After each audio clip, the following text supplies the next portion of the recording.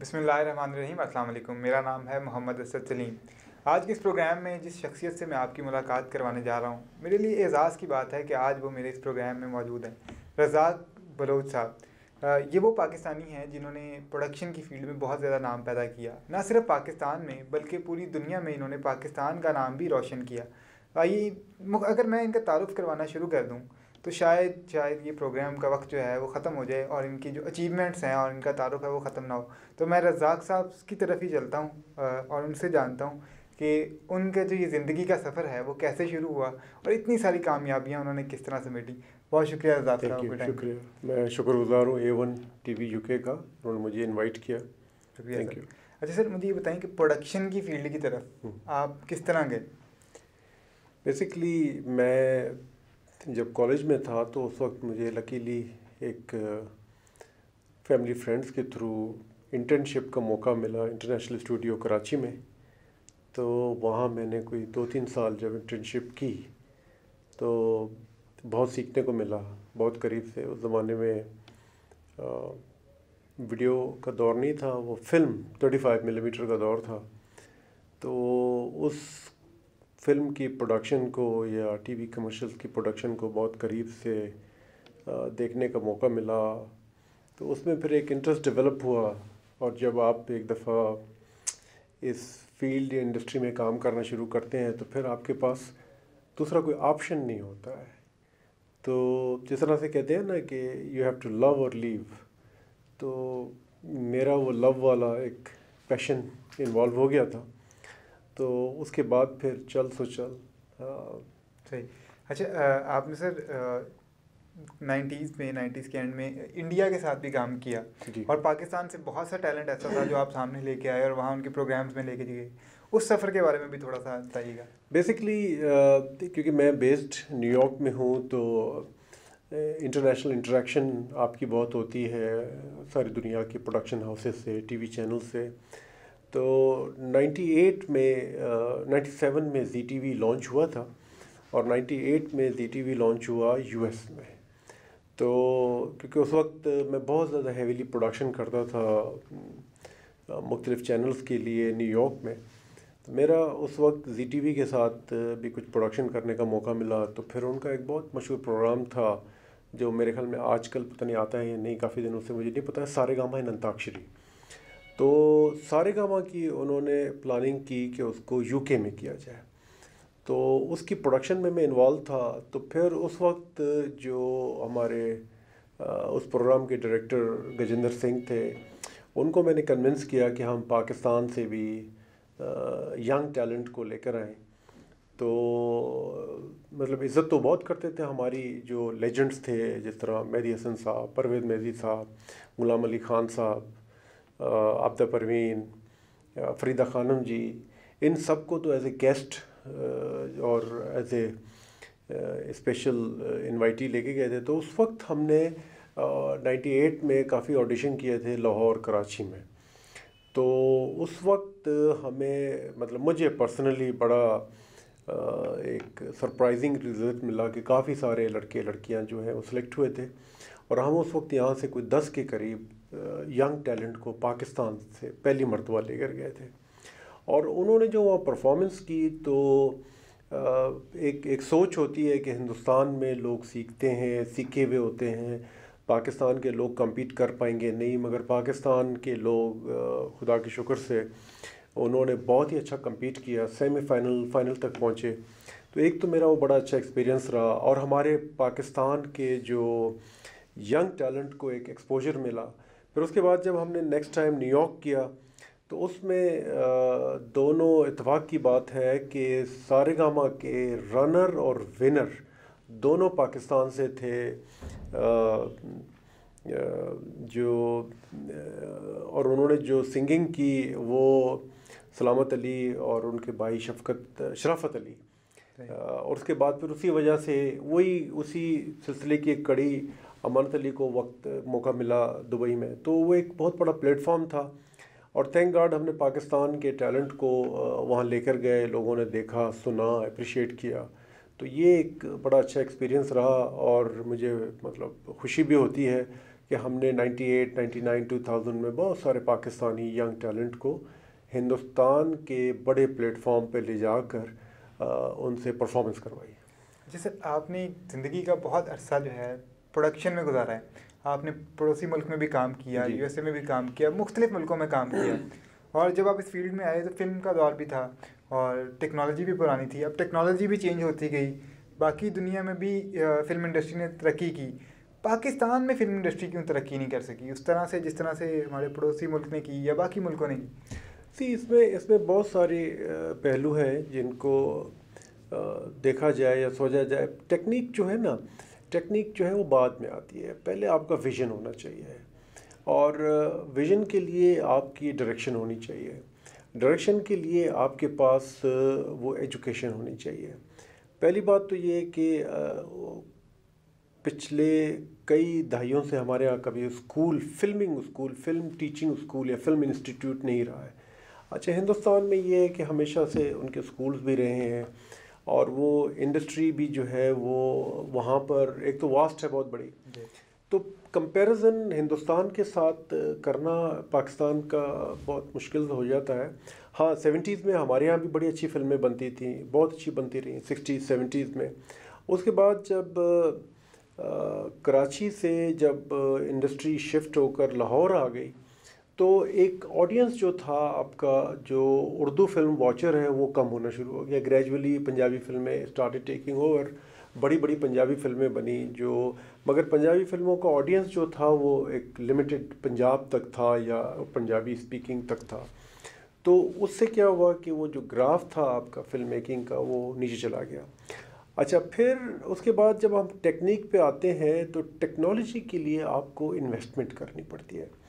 अच्छा, हिंदुस्तान के बड़े बड़े जो प्रोडक्शन हाउसेस हैं वो कभी भी किसी बड़े प्रोजेक्ट में इन्वेस्टमेंट करते हुए उनको हिचकिचाहट नहीं होती। पाकिस्तान की क्योंकि मार्केट छोटी है, पाकिस्तान में आप अफोर्ड नहीं कर सकते हैं कि 10, 20, 50 करोड़ की फ़िल्म बनाई जाए, क्योंकि यहाँ पर फिल्म की जो मार्केट रेवेन्यूज़ हैं वो इतने बड़े नहीं हैं।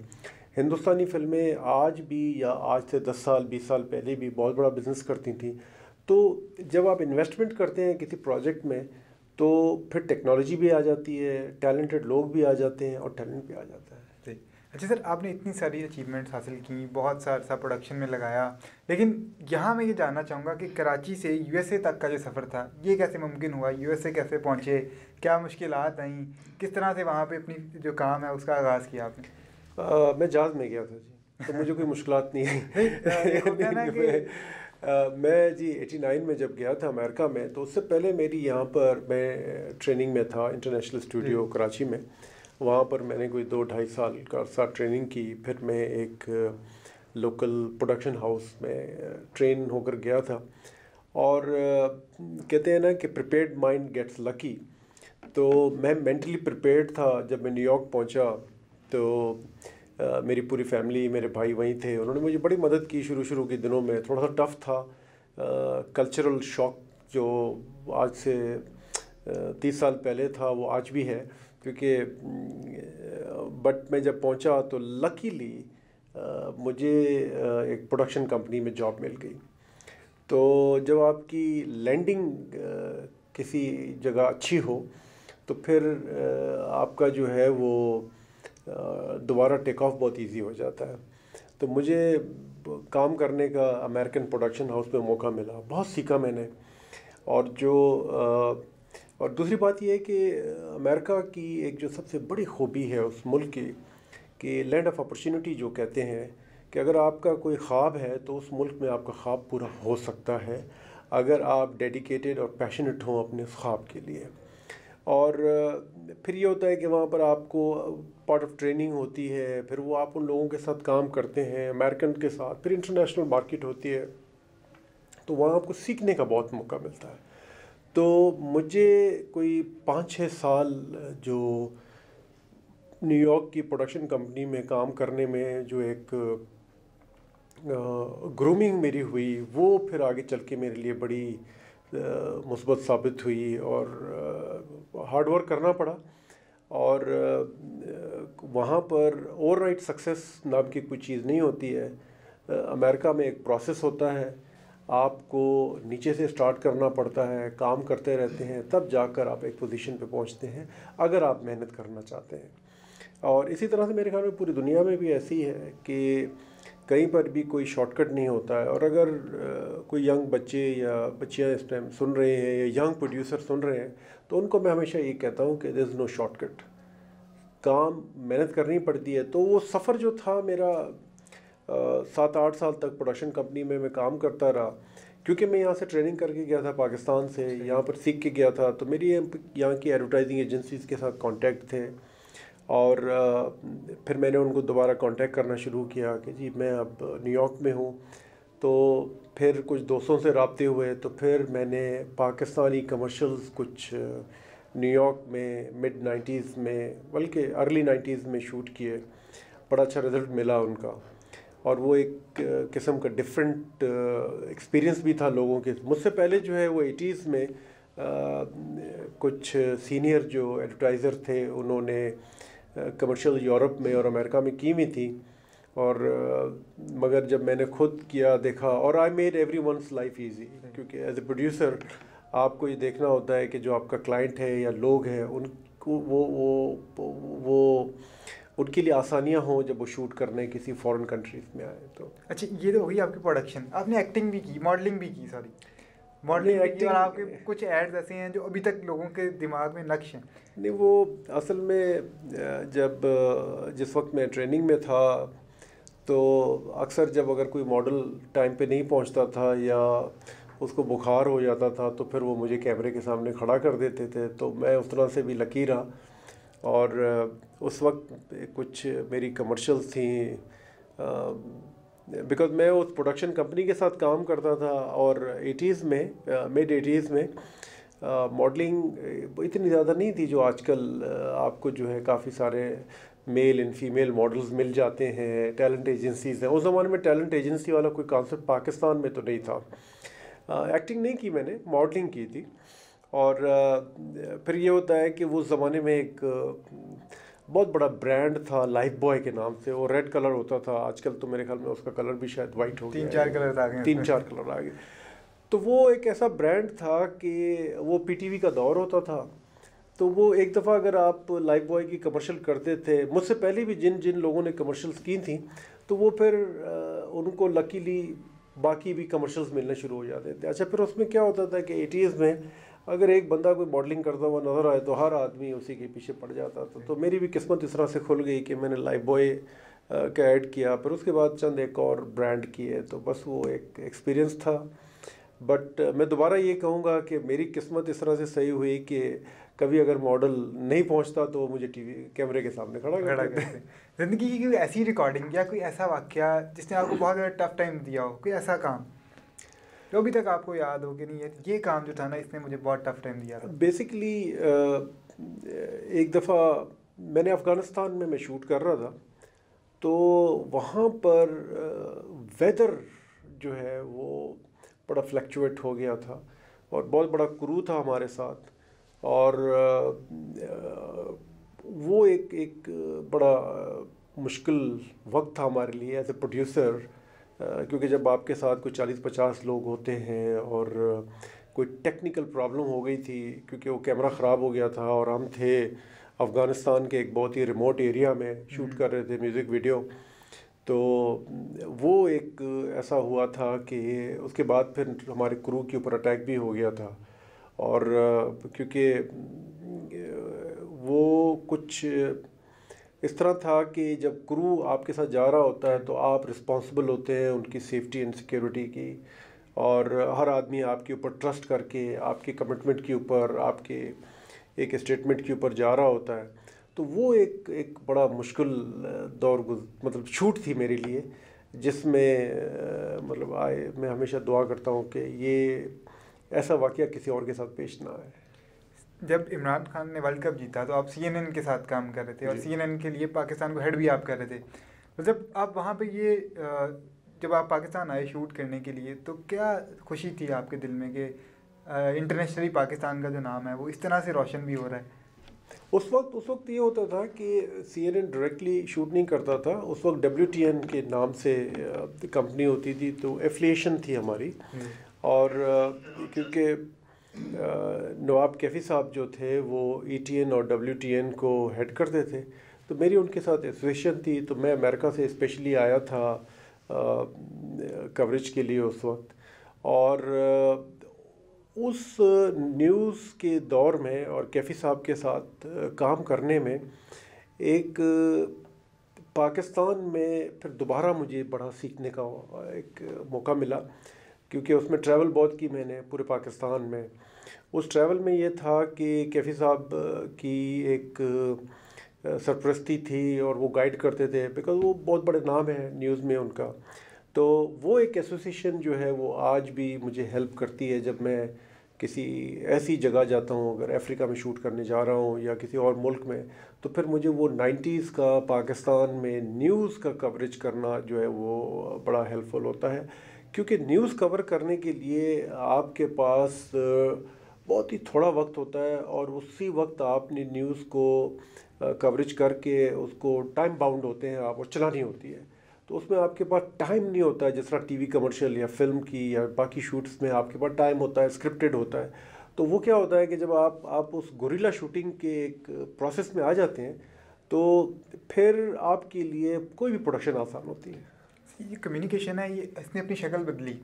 रेडियो से टेलीविज़न पे आया, टेलीविज़न से फिर न्यूज़ चैनल्स आए, पहले PTV था, फिर जियो आया, प्राइवेट इंडस्ट्री लगी पाकिस्तान में, बहुत सारे चैनल्स आए। लेकिन अभी आए हुए 10-15 साल हुए थे कि सोशल मीडिया भी आ गया, और सोशल मीडिया भी अब बहुत ज़्यादा पाकिस्तान में लोग यूज़ कर रहे हैं, और लोगों ने मुख्तलिफ यूट्यूब चैनल्स बनाए हुए हैं, सब बनाए हुए हैं। तो इस ट्रांसफॉर्मेशन को आप किस तरह देखते हैं कि सोशल मीडिया के आने से जो TV चैनल्स हैं इन पे क्या इम्पेक्ट पड़ेगा? देखिए, जो टीवी का ऑडियंस है वो एक सर्टन ऑडियंस है जो देखने वाला, एंटरटेनमेंट की मैं बात कर रहा हूँ। मगर ये एक होने वाला काम था, क्योंकि टेक्नोलॉजी जो है वो डेवलप हो रही होती है, ठीक है। जिस तरह से पहले हमारे घरों में लैंडलाइन होती थी, फिर कि वो मोबाइल फ़ोन आ गया, मोबाइल के बाद फिर चैनल आ गए, फिर ये एक टेक्नोलॉजी था जिसको जो कहते हैं ना कि बाउंड टू हैपन, ठीक है ना। अच्छा, फिर टीवी से अल्टीमेटली जब डिजिटल का दौर आया है, अब क्या हुआ है कि इन्फॉर्मेशन जो है वो हर आदमी को सेकंड्स में या नैनो सेकंड्स में पहुंच जाती है। अच्छा, फिर होता क्या है कि जब आपको बहुत जल्दी इन्फॉर्मेशन आनी शुरू हो जाती है, तो आप उस मीडियम के साथ हुक हो जाते हैं। फिर आप कोशिश करते हैं कि मेरी लॉयल्टी उस मीडियम के साथ रहे जहाँ से मुझे इन्फॉर्मेशन आ जाती है। फॉर एग्ज़ाम्पल 80s में, 70s में, 80s में 9 बजे के खबरनामे के लिए लोग वेट करते थे कि रात को 9 बजे का खबरनामा आएगा, हम देखेंगे या क्या। या फिर ये BBC का प्रोग्राम उर्दू में आता था, उर्दू सर्विस को 7:30-8 बजे आती थी, वो बड़ा फेमस होता था, या वॉइस ऑफ अमेरिका। तो अब वो इंतज़ार ख़त्म हो गया है। अब अगर कोई इंसिडेंट मुल्क में या दुनिया में कहीं होता है, तो वो सेकंड्स में दुनिया में हर आदमी तक पहुंच जाता है। तो मेरे ख्याल में ये एक टेक्नोलॉजी है जो अडॉप्ट हुई है। और स्ट्रीमिंग कंपनीज, ये स्ट्रीमिंग चैनल्स की मैं जो बात कर रहा हूँ, इन्होंने टेक ओवर कर लिया है। अल्टीमेटली पाकिस्तान में भी यही होगा, कन्वर्जन पे आ जाएंगे सारे चैनल्स, बट इंटरटेनमेंट ख़त्म नहीं होगा, न्यूज़ ख़त्म नहीं होगी। देखिए ना, न्यूज़ 70s में भी थी, थोड़ा सा फॉर्मेट चेंज हो गया, डिलीवरी चेंज हो गई, उसकी जो ऑडियंस वही है। अच्छा, एक क्रेज़ होता था, जिस तरह पहले हम देखते थे कि रेडियो में जब हमारा नाम बोला जाता था, कोई ख़त लिखता था या कोई पैगाम भेजता था, और बाकायदा नाम लेके कहा जाता था कि ये जो पैगाम है हमें फ़लाने बंदे ने फ़लाने शहर से भेजा, वो एक उसकी खुशी एक अलग होती थी। तो फिर बाद में टेलीविज़न आया, अखबारात में लोगों की अगर तस्वीर आ जाती थी तो वो उसको बड़ा खुशी से का इजहार किया करते थे कि यार मेरी अखबार में तस्वीर आई है। फिर टेलीविज़न आया तो अब देखते थे कि कहीं भी रिकॉर्डिंग हो रही है, देखने लोग आ गए। वो एक क्रेज़ हुआ करता था इस मीडिया का। क्या सोशल मीडिया के आने से वो क्रेज़ ख़त्म हो जाएगा या वो उसी तरह रहेगा? नहीं, वो देखिए ना, अब क्या है कि वो एक्सेस आपको बहुत ज़्यादा हो गई है ना। अब जैसे एक ज़माने में जो अगर कहीं कुछ शूट हो रही होती थी तो एक जमे गफ़ीर लगता था, लोग जमा हो जाते थे देखने के लिए सेलिब्रिटीज़ को। अब क्या है कि हर आदमी एक्सेसिबल, बहुत उसका एक्सेस हो गया है, ठीक है ना। अच्छा, पहले जो सेलिब्रिटीज़ होती थी या शूट प्रोडक्शन वाले होते थे, उनके लोगों को प्राइवेट लाइफ का प्राइवेट, मतलब हम सब इंसान ही होते हैं, मगर हर आदमी चाहता है कि वो किस तरह से रहते हैं, क्या खाते हैं, क्या पीते हैं। तो अब क्या हुआ कि लोग अपनी वही सारी चीज़ें इंस्टाग्राम पे या फेसबुक में वो अपनी अपडेट दे रहे होते हैं, तो वो एक चार्म जो था ना वो ख़त्म हो गया है। तो सोशल मीडिया के आने से जो एक एक्सेस है ना, वो जो जो पहले नहीं होता था, अब वो ख़त्म हो गया है। अब आपने किसी की भी लाइफ पर उठाकर आपने गूगल में लिख देना है कि सो एंड सो की लाइफ के बारे में, तो आपको 50,000 चीज़ें मिल जाती हैं, तो फिर आपको वो तशनगी बाकी नहीं रहती है। सही। अच्छा सर, मुझे ये बताएं कि कामयाबी आपके नज़दीक क्या है? कि यूएस से जाना कामयाबी थी, पैसे कमाना कामयाबी थी, अच्छी जॉब कामयाबी थी? कामयाबी आपके नज़दीक में कामयाबी क्या है? मेरे लिए जो है सबसे बड़ी कामयाबी जो है वो सेटिस्फैक्शन। मैं हर यंग प्रोड्यूसर, हर यंग बिजनेसमैन, हर यंग स्टूडेंट को कहता हूँ कि आप मेहनत से काम करें, कामयाबी और पैसा खुद ब खुद आएगा। सही। ठीक है ना? अच्छा, और हर चीज़ का अपना एक वक्त मुकर्रर होता है, मगर उस वक्त को, जो मुकर्रर वक्त है, उसके लिए अपना मंजिल आपको उसका तयन करना होता है। ठीक है ना, कि मुझे उस मंजिल तक पहुंचना है। मेरे लिए हमेशा से पैसा कभी मैटर नहीं किया, कामयाबी हाँ। और बट ये है कि जो मैं हर एक को बड़ा प्राउडली कहता हूँ कि मुझे हमेशा अपने गोल्स सामने नज़र आए। कुछ गोल्स को पहुंचने में टाइम लगा मुझे उस मुकाम तक, कुछ मुझे जल्दी अचीव हो गए, कुछ खुदा ने मौके दिए जिससे मैंने अचीव कर लिया। तो पैसा बनाना ज़रूरी होता है, मगर पैसे बनाने के लिए आपको मेहनत भी करनी होती है। अगर आप मेहनत, आप समझते हैं कि मैं बगैर मेहनत के पैसा बना लूँ, तो ये थोड़ा सा मुश्किल काम होता है। तो अब आपने रिटायरमेंट ले लिया या अभी भी आप कर रहे हैं कोई काम? नहीं जी, हनूज़ दिल्ली दूर हस्त। तो अभी तो मैंने काम शुरू किया है। सही। और मैं सीख रहा हूँ, और थोड़ा सा एक आध प्रोजेक्ट हैं वो किए जाए, उसके बाद फिर दोस्तों को एक बड़ी दावत करके रिटायरमेंट का ऐलान करेंगे। स्पेशली हमारे जो न्यूयॉर्क के सारे दोस्त हैं, हमीद मुग़ल साहब हैं और सरदार हसन लाशारी साहब हैं, ये जो मखसूस 4-5-6 लोग हैं, इन सबको बुला के तो एक बड़ी पार्टी करेंगे। फिर उस दिन मैं अपने रिटायरमेंट का ऐलान करूँ। बल्कि मैं तो यहाँ पे ये कहूँगा कि रिटायरमेंट के ऐलान से बेहतर ये है, क्योंकि हम जैसे लोगों को आपसे बहुत ज़्यादा सीखना है अभी। जिस तरह अभी आपने बात की कि पाकिस्तान में उस तरह का कोई स्कूल नहीं है, कोई इंस्टीट्यूट नहीं है, तो हम तो चाहेंगे कि आप इसको इनिशिएट करें, और ताकि हम लोग आप लोगों से सीख सकें। तो आप, मुझे लगता है मेरे सफ़ेद बाल देखकर मेरी रिटायरमेंट पे आ गए हैं, तो अभी तो रिटायरमेंट में मेरा बहुत वक्त है। नहीं, मुझे जी, मैं बिल्कुल कोई भी जो यंग हो मुझे ईमेल कर सकता है, फ़ोन कर सकता है, कोई भी गाइडेंस मेरी तरफ से हो। और मैं अक्सर स्टूडेंट्स को या यंग लोगों को यही ताकीद करता रहता हूँ और कोशिश करता हूँ कि उनकी ग्रूमिंग करूँ, उनको डेवलप करूँ। जैसे कुछ टीमें कराची में मेरे साथ काम कर रही हैं, उनके साथ कुछ प्रोजेक्ट्स हमने डेवलप किए हैं। कुछ यूएस में लोग हैं जिनके साथ मैं अक्सर काम करता रहता हूँ और उनको भी समझाता रहता हूँ कि किस तरह से काम किया जाए। क्योंकि होता क्या है कि जब एक्सपीरियंस आप नहीं बांटेंगे तो फिर वो एक्सपीरियंस नहीं रहा ना। ठीक है, बहुत शुक्रिया रज़ाक साहब आपका टाइम का। शुक्रिया। नाज़रीन, प्रोग्राम का वक्त जो है वो यहाँ पे ख़त्म हो जाता है। प्रोग्राम देखने का बहुत बहुत शुक्रिया। अपने होस्ट असद सलीम को दीजिए इजाज़त। अल्लाह हाफ़िज़।